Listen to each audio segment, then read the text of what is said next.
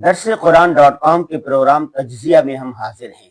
حسب معمول ہمارے ساتھ موجود ہوں گے مفتی عبدالمنعم فائز صاحب۔ مفتی صاحب کیسے ہیں؟ اللہ کا شکر ہے، الحمدللہ۔ آپ خیریت سے ہیں؟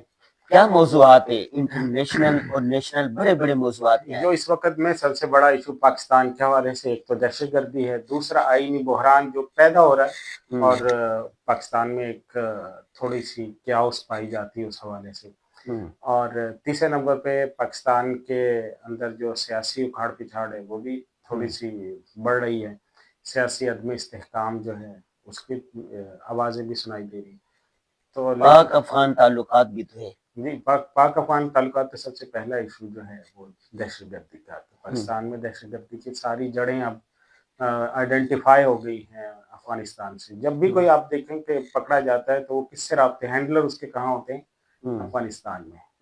اور اب تو کھلم کھلا ویڈیوز آ گئی، مطلب آپ ان سوشل میڈیا اٹھائیں اس وقت میں، آپ جو news agencies what's app groups بنے ہوئے ہیں افغانستان کے، فارسی میں، پشتو میں، تو آج کل ان کو جوائن کرنا بڑا آسان ہو گیا، تو آپ ان کو جوائن کریں، آپ کو براہ راست ملے گا پاکستان کے اوپر باقاعدہ ایک حملے کی تیاری ہے، باقاعدہ ویڈیوز بنا رہے ہیں ٹی ٹی پی کے لوگ، وہاں کے اپنے لوگ، وہاں کے عوام، ایک پورا ایک خلفشار مچا پاکستان کے خلاف انہوں نے میدان جنگ گرم اچھا، کیا۔ اس وقت ہم نے گزشتہ ہفتے تفصیل سے بات کی تھی، ایک جو کرنٹ ایشو ہے جو ہمارے موضوع سے مطابقت بھی کھاتا ہے وہ دینی مدارس کا ہے۔ خواجہ آصف کا بیان تو آپ نے پڑھا ہوگا، بالکل ایسے کیا کہیں گے اس پر؟ ہم نے گزشتہ ہفتے والی جو نشست تھی اس میں بھی ذکر کیا تھا کہ مدارس کو اب بہت محتاط بھی ہونا ہوگا، کیونکہ جب یہ مسئلہ دہشت گردی کا جب بھی اٹھا ہے، 2010-12 میں اٹھا تھا، 14 میں جب نیشنل ایکشن پلان آیا تھا، تو اس کے بعد آپ نے دیکھا کتنی بڑی مقدار میں لوگوں کو فورتھ شیڈول میں ڈالا گیا، ان کے این آئی سی منسوخ ہوئے، ان بیچاروں کی حاضریاں لگنی شروع ہوئی، عدالتی پیشیاں شروع ہوئیں، ابھی تک لوگ جو ہیں وہ فورتھ شیڈول سے نہیں نکلے اس وقت کے، اور ابھی ایک نیا مطلب وہی لہر آ رہی ہے، لیکن اس دفعہ چونکہ سیاسی ہم آہنگی اتنی نہیں ہے، اپوزیشن پارٹیاں بہت آؤٹ ہیں، اس وجہ سے وہ نیشنل ایکشن پلان اس طرح نہیں آیا ہے، لیکن جو انڈکلیئرڈ نیشنل ایکشن پلان ہے نا وہ شروع ہے۔ تو اس میں اب دو بڑی مسئلے ہیں، ایک تو سب سے پہلا مسئلہ یہ ہے کہ ریاست کو مشکل ہے، دوسرا بڑا مسئلہ یہ کہ جو مدارس کا اتنا بڑا سیٹ اپ ہے، دینی اداروں کا اتنا بڑا سیٹ اپ ہے پاکستان میں، اس سارے سیٹ اپ کو دبانا، اس کو کمزور کرنا اتنا آسان نہیں ہے۔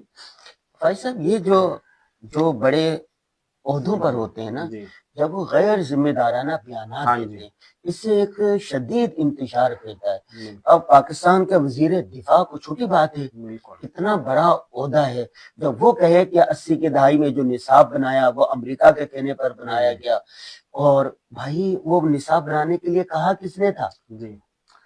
اور آپ دیکھو نا، جب آپ کی مرضی ہے آپ ان کو ہیرو بنا دیتے ہیں، امریکہ اس کو ہیرو بنا دیتے ہیں۔ 9/11 کے دیکھو 80 سے لے کر 80 یہی 70 لے لیں، افغان جنگ پورا جو 15 سال کا دور تھا اس میں یہی سارے ہیرو تھے۔ دیکھیں، سب سے پہلی چیز تو یہ ہے کہ ایسے موقعوں پر جذباتی بیانات سے کوئی فائدہ نہیں ہوتا ہے، یہ ایک حقیقت ہے کہ 1980 میں فتویٰ کیا تھا، مطلب شرعی مسئلہ کیا تھا، بھئی اس وقت کے زمینی حقائق کے مطابق شرعی مسئلہ ہوگا نا، یہ تو نہیں کہ آپ 50 سال بعد آ کر دیکھیں کہ اس وقت یہ فتویٰ ہونا چاہیے، اس وقت کا فتویٰ اس وقت کے زمینی حقائق کے مطابق تھا اور درست تھا، ٹھیک تھا۔ ہم نے جس کے لیے پاکستان کے دفاع کے لیے جنگ لڑی ہے، پاکستان کو بچانے کے لیے جنگ لڑی ہے، جب وہی کہ رشیا یہاں پر نہ پہنچے، پھر 1991 کے اندر پھر وہ چلا گیا، اس کے بعد جو ہم نے افغانستان کو سپورٹ کیا وہ اس لیے تاکہ اگر افغانستان کے اندر خانہ جنگی رہے گی، وہاں کا سارا برڈن پاکستان پہ شفٹ ہو رہا تھا۔ تو اب ملا عمر کی جو حکومت اسٹیبلش ہوئی تو اس کے بعد ظاہر ہے کہ یہاں کے لوگوں کو واپس جانا یا وہاں سے مہاجرین کی آمد رک گئی، تو ایک بہت بڑی تبدیلی تھی۔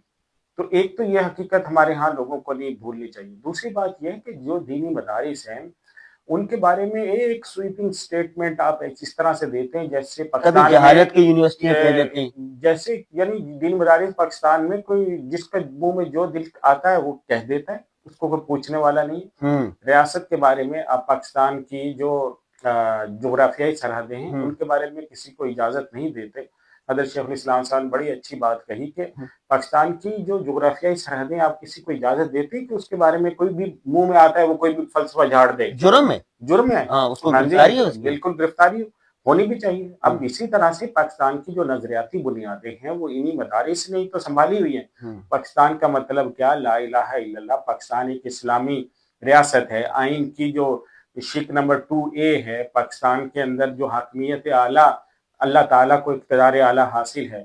پھر دوسرے نمبر پہ قرآن و سنت کے علاوہ کوئی قانون سازی نہیں ہو سکتی ہے۔ یہ وہ ساری چیزیں ہیں جن پر ہمیں فخر ہے، اور یہ سب کے سب وفاقی شرعی عدالت ہے، شریعت اپیلیٹ بینچ ہے، تو ان تمام کی اسلامی نظریاتی کونسل ہے۔ یہ ساری جو قانونی ڈھانچہ ہے یہ اس لیے ہے تاکہ پاکستان کا اسلامی تشخص باقی رہے۔ اس تشخص کو باقی رکھنے کے آپ کے پاس کیا فریم ورک ہے؟ مطلب ریاست نے، اسٹیٹ نے اس حوالے سے کیا کیا؟ ریاست کے پاس تو اس کا کوئی بھی بندوبست نہیں ہے نا۔ اور خصوصاً جو شعبے ریاست کے پاس گئے ہیں، ان سیاسی پارٹیوں کی نظر ہوئے ہیں، انہوں نے اپنے من پسند لوگوں کو بندر بانٹ کے علاوہ تو کچھ نہیں کیا۔ اور دوسری طرف آپ مدارس کا نظام کو دیکھیں، یہاں کے لوگوں کی کمپیٹنسیز دیکھیں، ان کی صلاحیتیں دیکھیں۔ حضرت شیخ الاسلام مفتی تقی عثمانی صاحب کو پوری دنیا کے اندر دنیا کے مضبوط ترین اسلامک اسکالرز میں جگہ ملی کہ نہیں؟ پاکستان کے اندر یہ پاکستان کتنا بڑا اعزاز ہے۔ ابھی جو 500 لوگوں کی فہرست آئی ہے پاکستان میں، مولانا تقی عثمانی صاحب کو دوسرے نمبر پہ دنیا کی سب سے مضبوط اسلامک شخصیت، یہ کوئی معمولی چیز نہیں ہے۔ بھائی صاحب میں تو مختلف ممالک میں جاتا ہوں، آپ افریقہ چلے جائیں، کینیڈا چلے جائیں، یورپ کے کسی ملک میں چلے جائیں، دور دراز ایک انڈورا ملک ہے اسپین، اور اس کے وہاں اسلامک سینٹر میں گئے، وہ کہاں کا پڑا ہوا؟ پاکستان کا۔ یعنی جو دینی ضرورت تھی مسلمانوں کی، الحمدللہ وہ علماء دیوبند پورے کر رہے ہیں۔ اور معاشرے کو کیا، ابھی میرے پاس سوال بھی آیا ہوا تھا ایک، کہ اس نے پوچھا کہ یہ بتائیں کہ پاکستان میں اتنے مدارس، وہ معاشرے کو کیا دے رہے ہیں؟ دیکھیں سب سے بڑی چیز معاشرے کو کیا دے رہے ہیں، سب سے پہلی چیز یہ کہ پاکستان کے اندر کوئی بھی غریب کا بچہ جو یہ نہیں دعویٰ کر سکتا کہ مجھے تعلیم تک رسائی نہیں ہے، مدرسے موجود ہیں۔ کوئی اسکول اس کو ریفیوز کر سکتا ہے، نکال سکتا ہے کچھ، لیکن مدرسے کسی بھی حال میں ہو، جتنا بھی غریب ہو، مدرسے والے اس کو لاتے ہیں، پڑھاتے ہیں، تعلیم دیتے ہیں، کھانا خوراک دیتے ہیں، اپنے پاس رکھتے ہیں، اس کو ایک باوقار شہری بنا دیتے ہیں۔ تو مدارس کی یہ اتنی بڑی کنٹریبیوشن ہے کہ 60-70 لاکھ لوگ تو بچے اس وقت پڑھ رہے ہیں نا مدارس میں۔ ابھی اتنی بڑی NGOز صرف جو ہمارے مدارس ہیں ان میں 50 لاکھ ہوں گے، اور اگر باقی سب ملا لیں تو 70-80 لاکھ کم سے کم بھی لوگ ہیں۔ تو یہ اتنی بڑی NGOز دنیا میں کوئی ممکن ہے؟ اور دنیا میں یہ کتنی بڑی قابل فخر بات ہے کہ حکومت سے 1 روپیہ نہیں لیتے ہیں، حکومت پہ کوئی برڈن نہیں ہے اس پورے ایجوکیشن سسٹم کا۔ عوام اس کو سپورٹ کرتے ہیں، عوام میں ان کی گہری جڑیں ہیں، عوام کو اس کے ذریعے سے خود بھی دینی آگاہی ملتی ہے، اور وہ اپنے بچوں کو بھی یہاں پڑھنے کے لیے بھیجتے ہیں، اور عوام کا دین سے جو تعلق ہے وہ اسی کی وجہ سے گہرا ہوا ہے۔ ورنہ آپ دیکھیں کہ پوری دنیا کے اندر جو مذہب ہے، اخلاق ہیں، اسلامی روایات ہیں، وہ کتنی تیزی سے ختم ہوتی چلی جا رہی ہے۔ آپ نے دیکھا جیسے پورے یہاں تک کہ عالم عرب میں بھی کتنے زیادہ مسائل شروع ہو گئے، لیکن جو دین اپنے اصل شکل میں، جو حضور صلی اللہ علیہ وسلم نے جو احکام بتائے ہیں ان کے اصل شکل میں اگر آپ کو کہیں ملتا ہے تو ان مدارس کی برکت سے۔ صرف ایک چیز کو لے لیں، صرف ایک چیز کو، پاکستانی مدارس میں جو بچے قرآن حفظ کرنے والے ہیں، پوری دنیا کو، پورے مسلمانوں کو، عالم اسلام کو پاکستان حفاظ فراہم کرتا ہے۔ پوری دنیا میں 57 اسلامی ملک ہیں، لیکن سب سے زیادہ حافظ کہاں سے پیدا ہوتے ہیں؟ پاکستان سے۔ 57 اسلامی ملک ہیں غازی صاحب، اور ان کی آبادی تقریباً 2 ارب ہیں، لیکن دنیا میں سب سے زیادہ عالم کون تیار کر رہے ہیں؟ پاکستان۔ آپ کو حیرت ہوگی بہت سارے امام کعبہ اور مسجد نبوی کے امام وہ بھی پاکستانی، وہاں پہ بیٹھے ہوئے لوگ جو ہیں وہ پاکستانی۔ اور یہ دیکھیں دوسرے نمبر پہ دنیا میں جو سب سے بڑی اس وقت میں جماعت ہے جس کو تبلیغی جماعت کہتے ہیں، وہ شروع ہوئی انڈیا سے، اور اس کا مرکز پاکستان میں بنا، لیکن الحمدللہ پاکستان میں جو اس کے ایکٹیو ممبرز ہیں، 3 کروڑ سے زیادہ کا سروے ہے جو ایکٹیو اس سے لوگ جڑے ہوئے ہیں، 3 کروڑ سے زیادہ ایکٹیو لوگ جو तबलीगी जमात से जुड़े हुए हैं। पूरी दुनिया में सबसे बड़ा नेटवर्क इस वक्त दीन का, तबलीगी जमात का पाकिस्तान से चल रहा है। ये कि दुनिया में सबसे बड़ी जो खानकाहों का नेटवर्क है वो पाकिस्तान में चल रहा है, अल्हम्दुलिल्लाह। दुनिया में जो सबसे ज्यादा बुजुर्ग हैं, सूफी हैं, जो अल्लाह से जोड़ते हैं, लोगों का तज़किया करते हैं, नफ्स की इस्लाह करते हैं, अखलाक सिखाते हैं, सबसे ज्यादा खानकाहें पाकिस्तान के अंदर मौजूद हैं। तो इसके साथ आप मस्जिदों का सर्वे कर लें, मदारिस का सर्वे कर लें, एक एक छोटी छोटी मस्जिद के अंदर अभी आप थर जाते हैं तो थर में कितनी ही एनजीओज हैं जहाँ पे थर वालों को पानी नहीं मिलता लेकिन कुरान मिलता है ना। वहाँ पे कितने छोटे छोटे बच्चों को, वहाँ कोई स्कूल नहीं है लेकिन आपको कुरान के मकातिब मिलते हैं वहाँ पे। एक बात मुझे बड़ी अच्छी लगी, अभी ख्वाजा आसिफ साहब ने ये कहा ना कि पाकिस्तान में इसमें सिर्फ इस्लामाबाद में कहा कि बेशुमार अक्सर मदारिस गैर कानूनी बने हुए हैं। और भैया आप मदरसे के लिए जगह देते हैं, आप मस्जिद के लिए जगह देते हैं। और मौलाना शेखुल इस्लाम साहब ने अच्छा वो कहा था कि आप दिखाएं, कोई एक मस्जिद दिखाएं जो हुकूमत ने खुद बनाई हो, हुकूमत पाकिस्तान ने बनाई हो। शाह फैसल मस्जिद के बारे में कहा जाता है वो तो किसने बनाई है? सऊदी अरब ने बना के दी है। कितनी मस्जिदें होंगी, चंद मस्जिदें जो उंगलियों पर गिनी जा सकती। जो औकाफ की मसाजिद है वो भी लोग खुद बनाते हैं चंदे के साथ। होना तो ये चाहिए था कि मतलब हुकूमत इसको जैसे यूनिवर्सिटियां बनाती है। पाकिस्तान में देखें, पाकिस्तान में औकाफ के पास कितना बड़ा चंदा आता है भाई।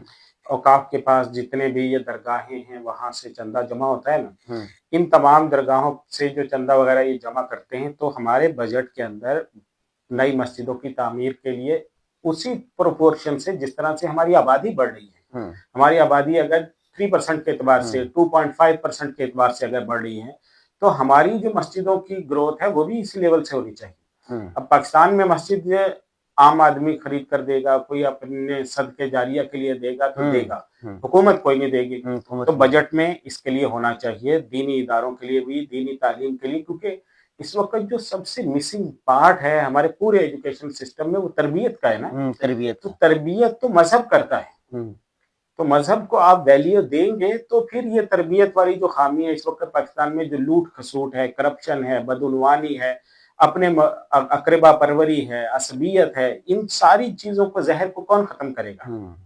ये दूसरी बात है ना कि यूनिवर्सिटियों का हाल देख लें, कॉलेजों का हाल देख लें, स्कूलों का हाल देख लें, जो हुकूमत चला रही है। कितने बड़े साइंसदान है जो पाकिस्तानी यूनिवर्सिटियों ने पैदा किए हैं, वगैरह बताएं। जी ऐसे ही है। और जैसे भी पाकिस्तानी गवर्नमेंट के पास अभी इतने रिसोर्सेज शायद नहीं रहे कि वो इन यूनिवर्सिटियों को चला सके, तो कम से कम भी ऐसा इन्वायरमेंट देना चाहिए, कंपेटिटिव इन्वायरमेंट, जिसमें तालीम बेहतरी की तरफ जाए और जो तालीमी इदारे बेहतर कारकर्दगी परफॉर्मेंस दिखाते हैं उनकी हौसला अफजाई होनी चाहिए। अच्छा, हम एक बात मिस कर जाते हैं हमेशा। देखिए दारुल देवबंद कब बना, किन हालात में बना, उसकी बुनियाद कब रखी गई?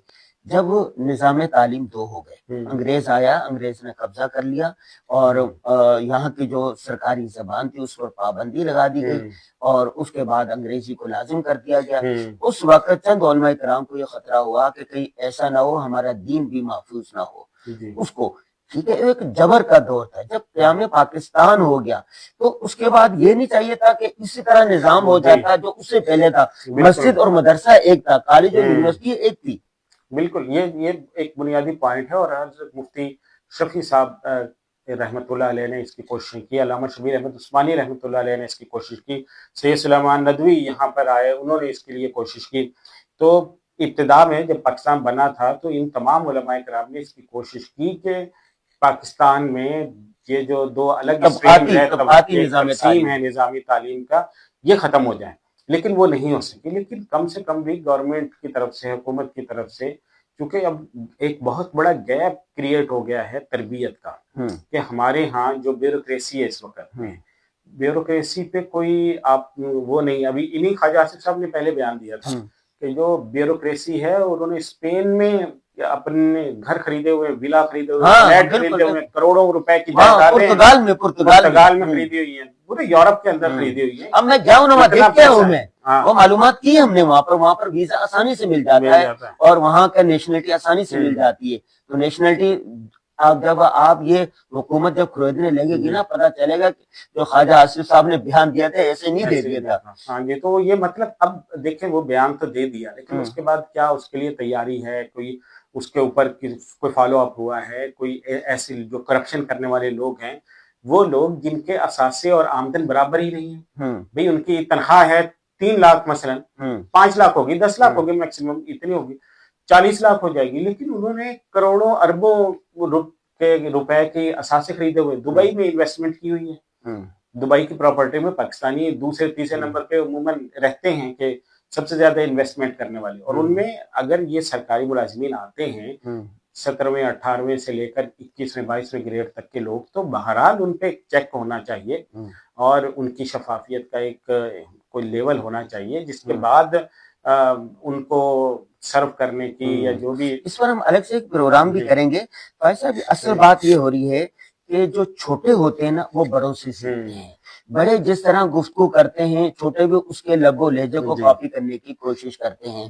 جب خواجہ آصف جیسا وزیر دفاع ایسے غیر ذمہ دارانہ بیانات دیں گے تو نیچے والے کیا کریں گے پھر؟ جی, اور خواجہ آصف صاحب کو ظاہر ہے, لیکن دوسرے دیکھیں جب وہ بیان دیتے ہیں نا تو اس بیان میں ان کو مدارس کی خوبیوں کا اعتراف بھی کرنا چاہیے. مدارس کا ڈیٹا کوئی دنیا سے مخفی نہیں ہے, مدارس کی خدمات دنیا سے مخفی نہیں ہے. دنیا میں پاکستان کی کس چیز کا پہلا نمبر ہے؟ اسلامک ایجوکیشن کا. دنیا بھر میں اگر کہیں پہ بھی اسلامک کوئی مسئلہ آئے گا تو پاکستانی ریسرچرز کی ویلیو ہوتی ہے وہاں پہ, پاکستانی تھیسز کی ویلیو ہوتی ہے وہاں پہ, اسلامک جب بھی ریسرچ ہوگی. صحیح ہے, اب آپ آگے فزکس ہے, کیمسٹری ہے, بیولوجی ہے, یہ دوسری سائنسز ہیں جتنی بھی, ان تمام سائنسز کے اندر جو ہمارا ریسرچ لیول ہے وہ کیا ہے, اور جو اسلامک سائنسز ہیں ان میں ہمارا ریسرچ لیول کیا ہے. تو کوئی بھی اگر وہ خالی ذہن ہو کر سوچے گا تو اس میں کوئی شک نہیں کہ پاکستان میں جو مذہبی تعلیم جس لیول پہ الحمدللہ چلی گئی ہے یہ پوری دنیا میں شاید پاکستان اس کو لیڈ کر سکے. ایسے میں ایک اور بات کی طرف آتا ہوں, شاید کسی کا ذہن نہ گیا ہو یا ہماری بات حکام بالا تک پہنچ جائے. اگر حکومت چاہتی ہے نا کہ پاکستانی مدارس کے ساتھ مساجد کے ساتھ علماء کے ساتھ تعاون کرے, ٹھیک ہے, کیا یہ اچھا ہو کہ تمام مدارس کے بجلی کے بل معاف کر دیں؟ ایسا نہیں ہو سکتا. آپ کو پتا ہے ایک ایک مدرسے کا بل لاکھوں روپے آتا ہے, لاکھوں روپے. بالکل ایسے ہی. اور کوئی کرائٹیریا اس طرح کا بنا لے, تو کوئی بھی کرائٹیریا کم سے کم ان کے لیے جو ریٹس ہیں وہ کچھ نارملائز کر لیا جائے. آپ سہولت دینا چاہ رہے ہیں, یہ بل معاف کر دیں, گیس کا بل معاف کر دیں, بجلی کا بل معاف کر دیں. آپ دیکھیں نا یہ اس میں پھر وہی ڈیٹا آئے گا, کیونکہ ابھی تو پاکستان جو ہے الیکٹریسٹی کو پرائیویٹائز کر رہی ہے, بجلی کی ساری کمپنیوں کو پرائیویٹ کر رہی ہے. تو لیکن کوئی بھی ایسا رستہ جس سے مدارس کو ریلیف مل سکتا ہو وہ پاکستانی حکومت کر سکتی ہے. اور سبسڈی دینے کے لیے پاکستان میں دیکھو ہر طبقے کے لیے کوئی نہ کوئی کارڈ نکلے ہوئے ہیں, کوئی فلاں انکم سپورٹ ہے, کوئی فلاں ہے, کوئی کیا. مدارس کے لیے کوئی ہیلتھ کارڈ ہونا چاہیے, ہیلتھ کارڈ ہونا چاہیے. ہم بچے جو مدارس کے ہیں ان کے لیے کوئی ہو.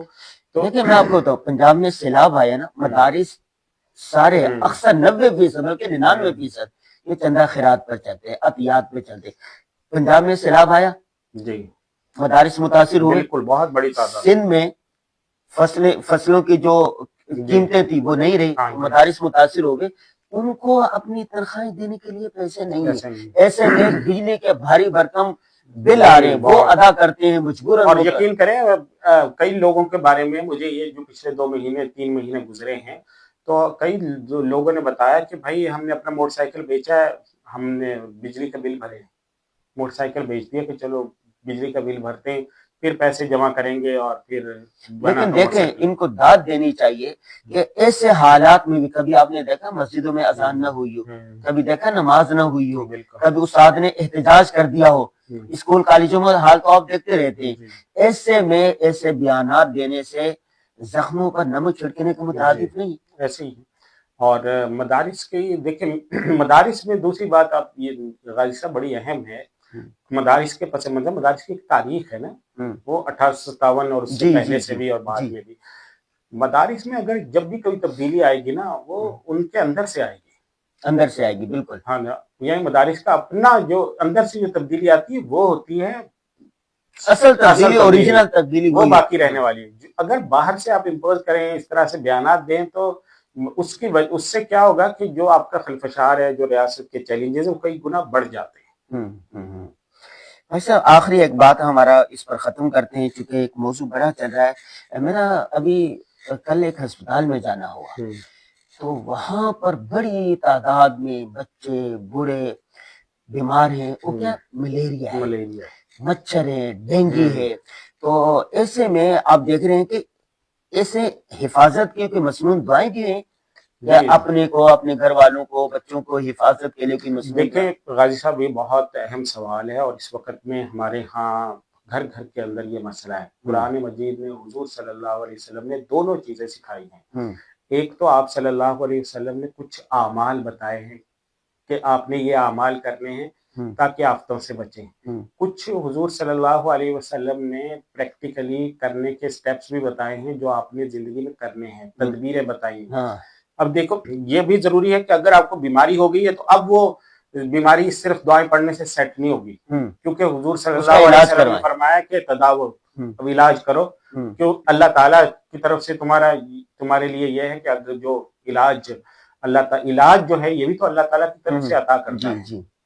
اور اللہ تعالیٰ نے جو بھی بیماری پیدا کی ہے اس کے ساتھ اس کی دوا بھی پیدا کی ہے.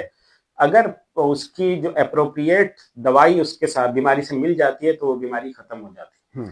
تو یہ اب لیکن اگر آپ کو بیماری پیدا نہیں ہوئی ہے تو اس وقت میں آپ کو کچھ اعمال بھی کرنے ہیں. اعمال میں کیا کرنا ہے؟ سب سے پہلے نمبر پہ 3 طرح کے اعمال ہیں. ایک تو ہے روزانہ کرنے والے, دوسرے ہیں ہفتے میں کرنے والے, تیسرے ہیں مہینے میں یا سال میں کرنے والے.